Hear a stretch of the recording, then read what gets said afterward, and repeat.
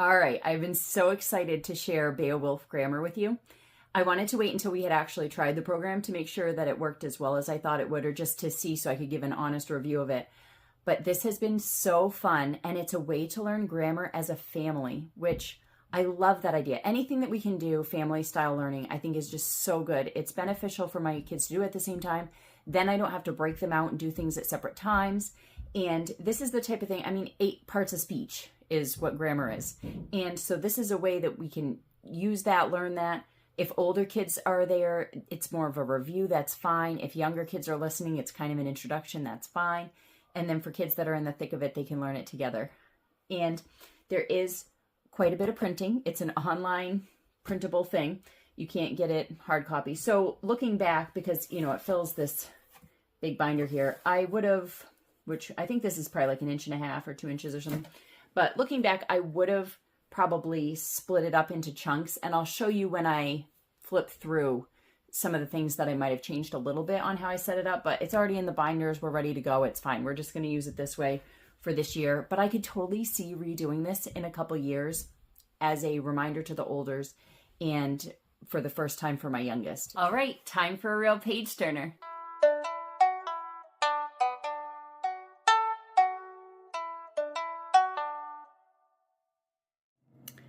Finally, here's a grammar program that's actually fun. True that. Right on day one, my middle boy, who is 8, I'm having my 10 and 8-year-olds do this together. He said, I want to work as long as possible. This is already fun. Now, day one, you kind of take it with a grain of salt, but we have continued to love this. Every time I say, okay, time for Beowulf, they're like, yep. Grab their binders, pull them out, everyone's happy, nobody's miserable. So that has been a treat. Because sometimes it's hard to find something that everybody loves. And I love being able to teach them together. Anything that we can learn together, because then we're talking about the same things. I don't have to flip back and forth through different books. And it just seems to go smoother for our family. They're so close in age already, so. And my 6-year-old is not participating in this. Now, if he's inside and he sees us doing something, I'll absolutely copy off an extra page for him to join us. And if he does it, he does. And if he doesn't, he doesn't. That's fine. So this is really going through the 8 parts of speech. And it really immerses the kid into each part of speech. This binder book here, well, the pages, the PDF is $33. And then the teacher's manual, which I'll show you later, is $30. And you can bundle them for 10% off, so $56.70 for the set of them. And I'm glad that I got both. I'll show you what it is so you can see if it's a good fit for you or not, the teacher's manual. But there's plenty right here in just the student binder that would be plenty. And this is like a 2-inch binder, so it's a lot of pages. There are these comics that are included. Here it's telling them, hey, this is all you gotta learn, just 8 parts of speech, pretty simple. And then this was a poster that we hung up in our school area on the front of our cupboard. Now throughout, there's all these hands-on activities, like here with a noun, they had to cut out the little slips of paper and then they file it under, which type of noun is it? Is it person, place, thing, or idea? And there are lots of different things like that. Here they did like a Mad Libs thing with their nouns. Here they're circling, is it a noun or a pronoun? There's these cards. So different kinds of games and activities that they're doing, filling things in. It's really simple the way that it's written out too. You now know that adjectives describe nouns and pronouns. They tell what kind, which one, how many, and whose. There's also a special small group of adjectives called article adjectives. They are the following words, a, an, and the. Always mark us as adjectives. So it's simple, it's to the point. Here they're filling out a menu. Look at this little graphic. It's ours. There. And then here, there, the A is flying away and it's replaced by that. This is great. I have a graphic actually really similar to this already in our school area as well. And anything visual like that. So you're combining visual and kinesthetic and auditory and just all different kinds with this curriculum. So it's really good for different students and learning styles.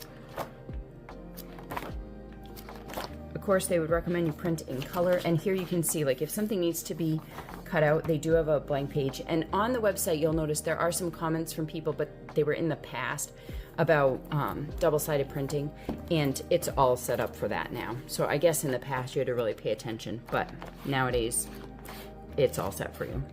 They did mention you don't have to necessarily print this whole binder for every kid, but I did, because I'm not going to sit there and go through 400 and something pages and say, okay, do I need a copy of this or not? You could, or you could print one and go to your copier every day, but ain't nobody got time for that. At the end of every chapter, there are review pages. So like here for 10, it will have some review here of things that they've learned. Okay, and things, diagramming the sentences. Here they're underlining different parts. Okay, so they do have reviews at the end of every chapter, section, whatever you want to call it. But in the back, there's also a general weekly review that they offer as well. And this is a spiral review. It's optional. They have it broken into Monday, Wednesday, and Friday. So as you go through, those are the 3 days that you'll see. Now, if you're following the schedule, having the week at the top is great because it will go along with the schedule. If you're not following the schedule like me, I just kind of eyeball it and I'm like, okay, yeah, this is something that we've learned already. So just do these 2 days or this 1 day or whatever, depending on how much time we have or if they need the extra review, because they did say it's not optional. So I don't make them do everything that's in here. It's just kind of like, okay, I think you could use a little more practice on that, or nope, you've got that, let's move along. I don't really believe in busy work. Now, I probably will take these pages out and put them in a separate binder. I think that would be a good plan. You know, it's about that much. Every little bit helps, and it would be easier instead of flipping back and forth through this huge binder to get to the review pages, because you are doing them throughout, or at least it's optional to do them throughout. So that's one thing that I will update with my printing, is pulling the optional review pages out. And I mean, the only thing that would have made them a little simpler would be if they were just already in the curriculum and not at the end, and maybe it just said, you know, optional review if needed or whatever. So that's the only thing that might have been a little more streamlined for me, because I'm not sitting there and checking their suggested schedule every day, which, let me show you what that looks like. All right, so on to the teacher's manual. Right here is where they have the 33-week schedule set up. And you can see it's really straightforward. You know, it tells you the workbook day and what activity you're going to be doing, and if there's any teacher's guide pages that go along with it. So, you know, and when the reviews are in there too. So it's not a difficult schedule by any means. I just don't find that I have time to go back and forth and check what page we're on and, you know, keep track of all that. I just keep kind of plowing along, and like, if we have, you know, 10 minutes today, we're going to do 10 minutes. If they have an attention span for one activity, we're doing one activity. If they've got more, okay, let's bang out a few activities. So it just really kind of depends on my kids and the day, and so I'm not really looking at the weekly schedule. But like I said, this could definitely be helpful, or if you're more structured, then this would definitely be helpful to let you know that you're on track, and for those weekly reviews to see exactly where you should be with those if you're doing them for the optional ones. Now, this teacher's manual, like I said, you can buy it separately. You don't have to buy it, but I am glad that I did. You know, at the beginning it tells a little bit about the program and just how it's going to work for you. And then all throughout it, it has little pictures of the pages that are in the student binder, which, if you're teaching more than one student, is so helpful, because then they have their big binder over here and I can be over there and see exactly what they're looking at and read through it or help them read through it. And so that has been really good, because then I don't have to hover over their back to see it or jump back and forth between kids and be like, okay, where are you, where are you? And then this teacher's manual also has these different ideas in it to add along. So one of them, this first one that we came across, was painting a picture with words. Both my kids were kind of a little bit hesitant, like not sure what, you know, what are we doing? This is different. But what I did is I grabbed They have some paintings in here that they can look at. But what I did is I grabbed our famous paintings cards from Usborne, which I love these. Highly recommend. Nice thick cardstock. Lots of different paintings on them and information on the back. But they each got to pick one. And then they wrote their picture with words on whichever painting they wanted. And at the end, they were just beaming. You could see they were so proud of themselves because it came out so well. I did it dictation style. I just wrote down what they said. So they didn't have to think about writing or anything else. They could just practice speaking, like thinking and speaking and putting words together. So it was really, really good. So this teacher's manual has all this extra stuff written in that can go along and just boost the curriculum, give you extra ideas, give you activities that you can do with your kids. Some pages like this, it just shows you what's in the student binder, but then other pages, they have all these, look at this, verb and adverb charades. How fun! That's great. So will we get to all this? No, there's so much, but that's great. I would rather have too much and pick and choose some favorites than to not have enough.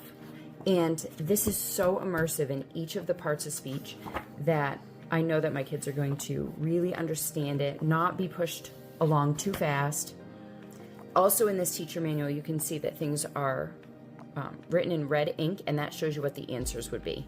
So that is also nice and helpful, because some of these things maybe you're not sure how it goes, or again, it just takes one less thinking thing off of your plate. All right, well, I hope that you enjoyed this look inside Beowulf's Grammar. We have absolutely loved it, and every time I say it's time for Beowulf, my kids are ready to go. So I hope that you have good success with whatever grammar program you find, and remember that real life is messy and beautiful and better with books.